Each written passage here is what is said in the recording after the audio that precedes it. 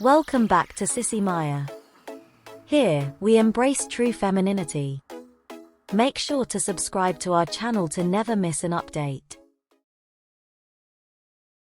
The moment Emily stepped out of her car, she knew something was wrong.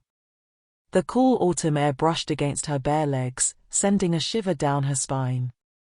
But that wasn't the only thing that felt off. As she adjusted her wig, she realized with a sinking feeling that she had accidentally worn her sister's costume to the Halloween party. Not only was it the wrong costume, but it was the wrong gender too.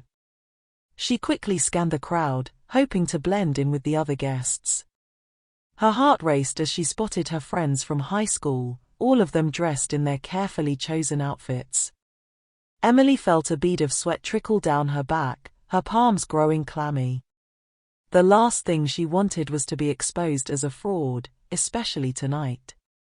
The party was in full swing when Emily finally mustered the courage to approach her group of friends. They were all gathered around the punch bowl, laughing and talking animatedly. She took a deep breath, steeling herself for the inevitable awkwardness that was about to ensue. With a fake smile plastered on her face, she cleared her throat and said, "Hey everyone." Her friends turned to look at her, their expressions ranging from confusion to amusement. "You're Emily, right?" one of them asked, arching an eyebrow. Emily nodded, feeling her cheeks heat up. "And you're dressed as a Ninja Turtle." They all burst into laughter, and Emily couldn't help but feel a stab of embarrassment. Yeah," she said, trying to laugh along. "I guess I got the costume mix-up. This is actually my sister's costume." Her friends exchanged glances, still chuckling under their breath. "She must have really hated her ex," someone quipped, earning another round of laughter. Emily forced a smile, doing her best to ignore the growing knot in her stomach. "Yeah, well," she said, "at least it's a good story, right?"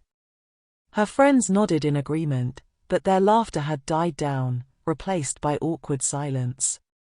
She knew they were all thinking the same thing: how on earth had she ended up in a costume like this? As the night wore on, Emily tried her best to enjoy herself. She danced, she drank punch, she even played a few party games. But no matter what she did, she couldn't shake the feeling of being an outsider. Her friends were still being nice to her, but it was obvious that they were struggling to take her seriously in her sister's costume. Finally, near the end of the party, Emily decided to make a break for it. She excused herself from the group and slipped away into the crowd, determined to find a quiet corner where she could collect her thoughts and nurse her wounded pride. As she wandered through the dimly lit hallways, she couldn't help but wonder how things had gone so terribly wrong.